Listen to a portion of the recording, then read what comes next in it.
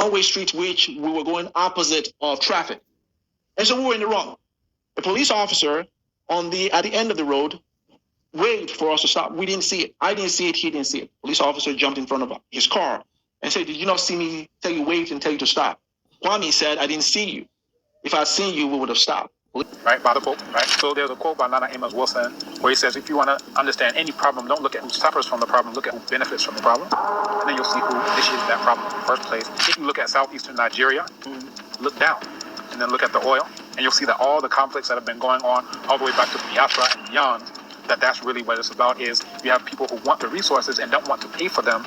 Hi darlings, and welcome back to another intriguing, interesting, captivating, and most importantly educative and mind-blowing episode on the stable. I mean the stable of what? Vibes upon vibes with Chiwik. Guys, I'm back on your screen, guys, like I never left. I told you I'm coming. And if you are yet to like this interesting video, oh god, oh my god, that we are about to delve into, hit on the like button, share and subscribe at the end of the day to be a part and parcel of this family. So in this video, guys, let me tell you, so Chalee, in this video I would really love you to kindly watch till the end, because I told you this is a season of exposing and changing the narrative, the wrong narrative that most foreigners, especially Nigerians, have about the motherland Ghana. When I tell people that most times people have misconceptions, misunderstanding, wrong narratives about Ghana, they tend to say no, Ghana is not this, Ghana is not what you people say of it. This is a story of, or an experience of, a Nigerian who I guess from the information gathered, who had a wrong narrative about the motherland Ghana, and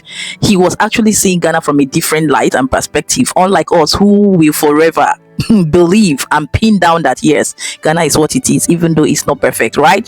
Or at least it's ranked and best out there among so many other countries, not just in West Africa but in Africa, right? So this young man actually had a very wrong narrative, somehow a kind of, about Ghana, until he visited Ghana and confirmed for himself, experienced for himself what Ghana is all about. He has something interesting to tell us. He has something amazing to tell us. In fact, you can't wait to hear from the horse's mouth what the narrative actually is right now after his experience. And as well, in the next clip is a video, yes, of why, based off what the first guy exposed towards the end part of the video, that is a reason why most African Americans are coming down to Ghana. Because I keep asking that question, just as you always ask, why are people trooping down to Ghana? There is something happening in America that people are not talking about, and the next phase of the video clip we'll watch will expose so much, I mean so much about that. So I would kindly oblige you, watch patiently till the end, paying attention to details, guys,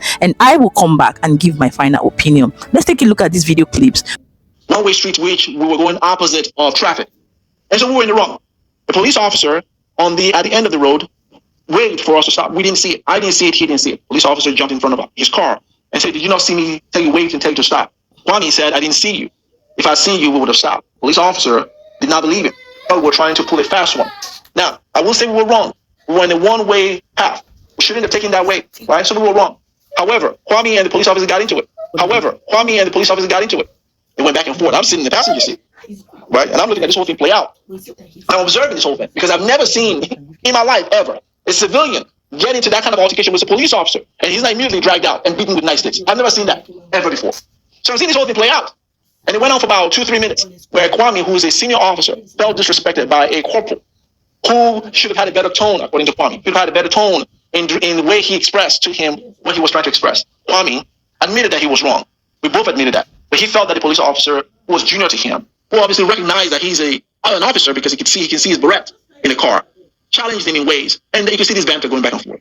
It was in that process that an officer showed up, a more senior officer showed up. And boy, I got to tell you, these other part of the story is one that really, to me, was an eye-opener. He showed up, and the corporal moves aside. So the senior officer showed up to try to calm Kwame.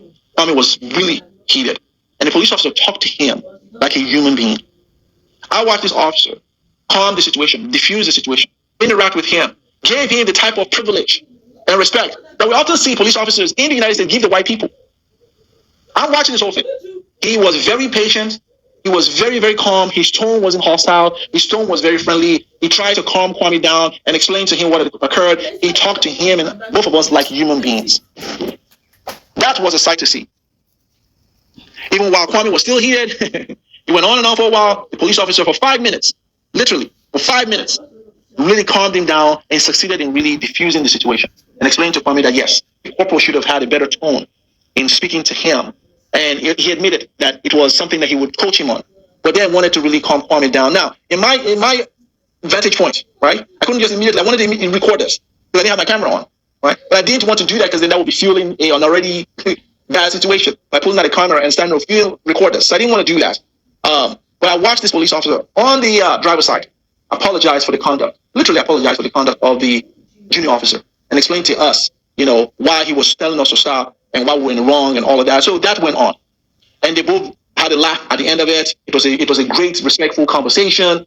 He recognized Kwame as a senior officer. I think he did because he saw his beret. So he could have just exchanged. Maybe that exchange happened as a result of him from one officer to another officer. I don't know. Right? It could have also been that.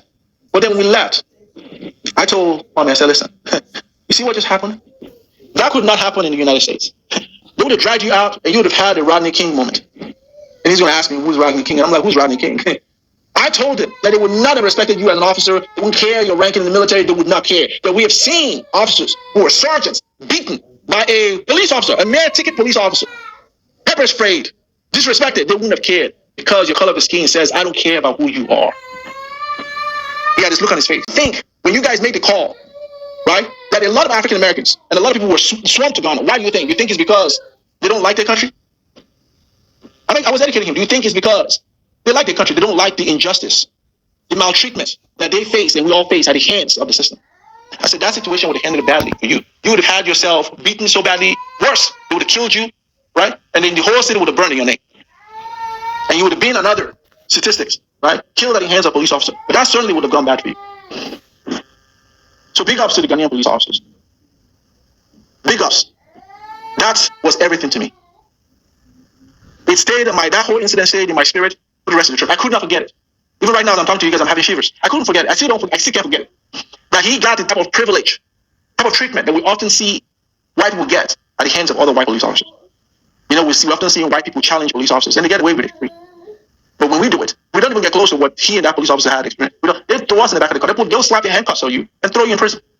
Not until they're beating you down. Literally, you had, quote unquote, a heavenly mandate to rape and pillage and plunder and destroy and murder and do all types of genocide against black people, right? By the Pope, right? So there's a quote by Nana Amos Wilson where he says, if you want to understand any problem, don't look at who suffers from the problem, look at who benefits from the problem. And then you'll see who initiated that problem in the first place. If you look at southeastern Nigeria, look down and then look at the oil, and you'll see that all the conflicts that have been going on all the way back to Biafra and beyond, that's really what it's about. Is you have people who want the resources and don't want to pay for them, and they say the easiest way is rather than give you $1 million, I'll give you one gun that costs $200.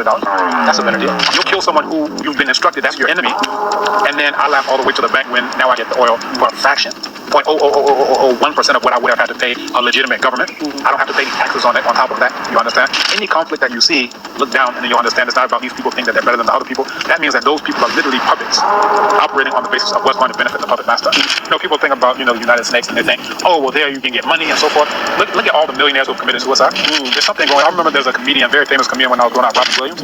This guy is known as, he's funny, he's enjoying life. This guy kills himself.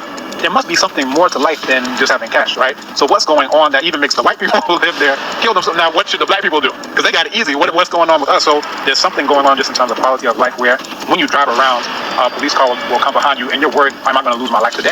Am I going to get shot like Philando Castile, for example, right? Or Ayanna Jones, she's at her grandmother's house and, the police just bust in, they had the wrong house, but then they see black faces shoot everybody. And, people are just like, well, let me just go over there and hope it doesn't happen to me. Maybe I'll get some cash or something. But there's a reason why everybody is coming here because, I always say that whosoever controls the continent controls the entire world, and everybody knows this, except for those of us who are born and raised here oftentimes. Imagine your brother or your sister, I don't know, your siblings, your parents, you're watching as their heads are being roasted right in front of you, as you're being walked for, hundreds, who knows how many miles. Those people who kidnaps those as the evidence, and I'll say, here's some guns, you can get them on credit. Just pay me back in those Asante people who are your enemies. Then they'll go to the Asantes and they'll do the exact same thing. All right, here are some guns on credit. Just pay me back in those enemies of yours, the Eves. Oh, and by the way, you better get them before they get you because they have guns. If you don't get them first, but the ones who are they turn each other against. Exactly, they call it divide and conquer, right? They do it to the Bloods and the Crips up to this day, right? These are gangs in the U.S. So when you see diasporans who are coming back, it's very important for us to just put things into perspective in terms of we need to actually get to the point where we understand we're all brothers and sisters. That's when we're not going to be raiding each other and then, our enemies are laughing all the way to the bank. That's where we're not going to be shooting each other and cutting off each other's hands and doing all the things where they laugh. They literally laugh and say, that hand for a diamond is a good deal. Their heroes are our enemies. So where we have a hero, they'll say, oh, that's an enemy. So someone like Nana Nat Turner is a hero to black people, but that's an enemy to them. If you look at somebody who they'll say, oh, Thomas Jefferson, one of their founding fathers, oh, yes, Thomas shed a tear. We look at that person and say, this is a racist. Right? This is a killer. This is someone who's torturing. And imagine the impact of all of those who are committing rape on the plantations and they've never been brought to justice. What does that do to their bloodline? If you have psychopaths who are in your bloodline, that just passes on. That just passes on. That just passes on. And you'll wonder how you can get a Donald Trump. I'm back again. We did a very, thought-provoking interview, and then you shared your knowledge and, with the audience. Some of them loved what you said. Some also disagreed with you. To some extent that people called you to be part of a cult. And someone even commented that, saying that cult is literally a meaning saying it's a secret. So I'm back again. One, to speak. There's over 524 people here in Ghana. I mean, diasporans who got their citizenship. So now they are Ghanaians. And looking into it, you are one of the people who brought, if not half of these, African diasporans to Ghana to get their citizenship. So I wanted to speak on that subject matter, but also to educate our people on different topics. So, yeah. If people watching now, they don't know who you are, they might have not seen the first video. Briefly introduce yourself and then we dive into it. Okay, so Obimfo Obadile Kambon. I am the founder of Abibitumi, which is where we're located right now. I'm also associate professor at the Institute of African Studies, University of Ghana. I'm also a traditional ruler here in Ekwapim, and that is Bamuchidom Hene is the specific position. And I am the husband of Kala Kambon, the father of Amma, Kweku, Akosia, Efia, and Anayao. So I have 5 children. The son to Baba Kamal Kambon, we're actually in front of his statue. He passed away at the end of 2023.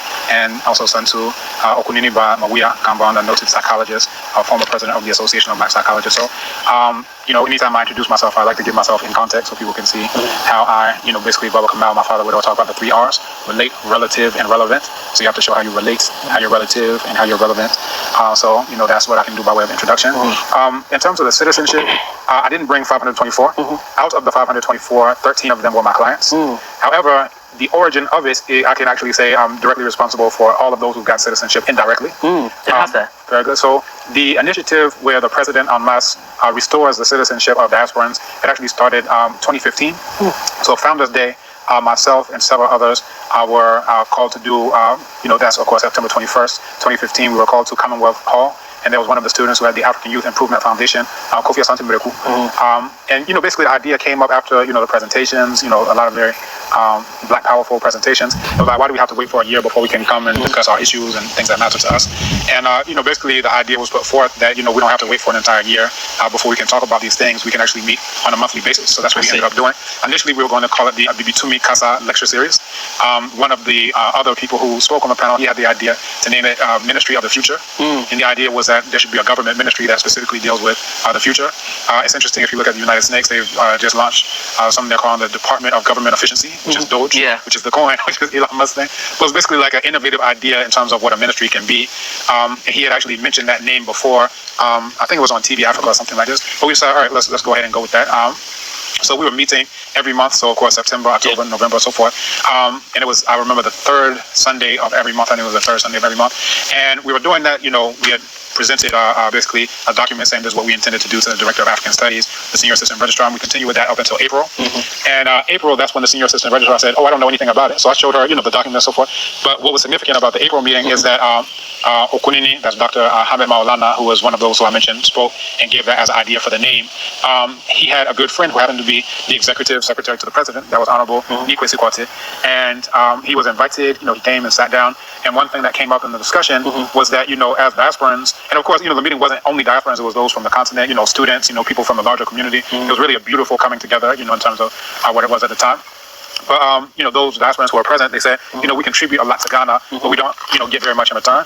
In the sense of, let's say you build $1 million factory. Well, you're not a Ghanaian, so, all right, your visa has expired, go back home. Interesting. Now, Ghanaians can take it over. It's like, who's really going to, establish roots or do things to their utmost when there's really nothing, concrete that connects them, in that type of way. So the Executive Secretary, he was basically like, yo, Martin. So he took that back to His Excellency John Dramani Mahama, who's back in power now. And of course, that year, 2016, now he was voted out of office on December 7th. But on December 28th, as what basically was his last act in terms of public, and those videos are still online. He put it in his terms. He said, "I'm not giving you anything. This is your birthright. I'm restoring what's rightfully yours. I'm restoring your citizenship." So that's how it all got started in terms of a sitting head of state restoring the citizenship en masse of diasporans. Now, a lot of people aren't aware of the first one that took place. I think all of the diasporans who are here and have been there at least at that time, maybe the new ones don't know, but all of those who have been here, are very aware of that because they did have the Du Bois Center and it was filled to the brim. You had standing room, only people were packed, and part of it.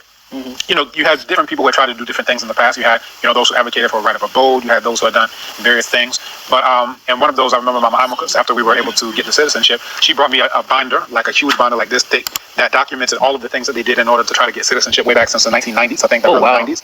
And she was like, "This is the end of the road." She's passing it on to me, so that's still in my office at African Studies. She was like, "Hey, you earned it. Just hold on to this. I'm out." But it was, very, very interesting. So, like I said, the diasporans who have been here since that time, they're aware. And we actually called a meeting at African Studies as well. Of course, that's where I work. So we had that space, a respected institution, so forth. So that's where you can get people in the government, from ministers to the presidency to come in. And they respected this was actually founded by the first, president, prime minister, Kwame Nkrumah. So, long story short, we called all the diasporans together. And a lot of them were like, "Oh, we tried this before. This isn't going to work."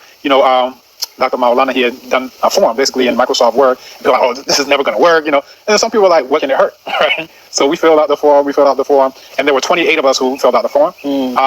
So we filled out the form, passed it on to the executive secretary, he passed it on to the president, and that's how I got my citizenship back in 2016. So really, in terms of the origin of even this initiative, it goes back that far. So that's why I say indirectly, even, they had people who were like 18. I actually had both the oldest one to get citizenship out of the 524 and the youngest to get citizenship out of the 524, because I remember they had a call, "All right, those who are 80 and above, stand up." I had people who are 80 and above.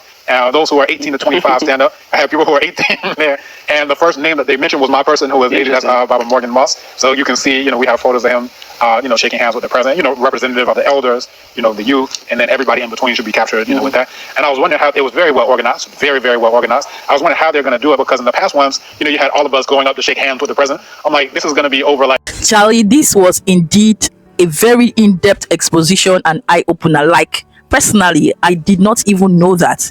These are the things that most people in America who have lived there as African Americans, whether from Nigeria, Ghana, any part of Africa, do experience. I hear these things most times and I tend to, not pay attention to it or take it seriously. But today, hearing these men talk like their own reasons why they are now seeing that, yes, Ghana indeed is quite different and blessed amongst so many countries in Africa, and that's why people, African Americans, the whites, the different races, are trooping into Ghana. You can see what they have exposed to us, the discrimination, racism, and so many other things that African Americans have actually been going through and are still going through even up till date in the arms of their colonials, even though they are African Americans in the US, right, and other countries. That's why I think that tag African Americans is still on their name, because they are not fully American, so they belong to Africa. And that's why I think and believe that Africa must unite, Africa must come together, and the idea of bringing them down or inviting them down to Ghana is the best decision ever, for me, my own opinion.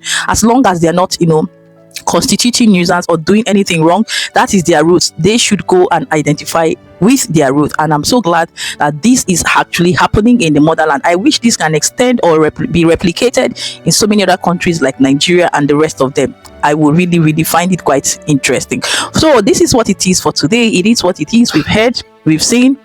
What are your thoughts, your opinion, your input, your objective? Because videos like these are very insightful, expository, and eye-opening, and very, very educative as well. So please kindly share this video, because more people need to know what is actually going on and the reason why the African Americans are actually trooping in and how it is going on there. People's opinion, yes, sincere opinion, honest review, having experienced Ghana is a great deal for all of us to know. I am so happy to bring this to you as the ambassador one of the motherland, Ghana. Exactly, guys. Thank you so much for watching. Please like this video, I beg of you. I do not ask for too much. Share it so that more people will get to know. People need to know what is going on. And if you find this space quite interesting, I beg of you, thank you in advance. Hit on the subscription button. It's not, there's no charges attached to it. It's absolutely free of charge.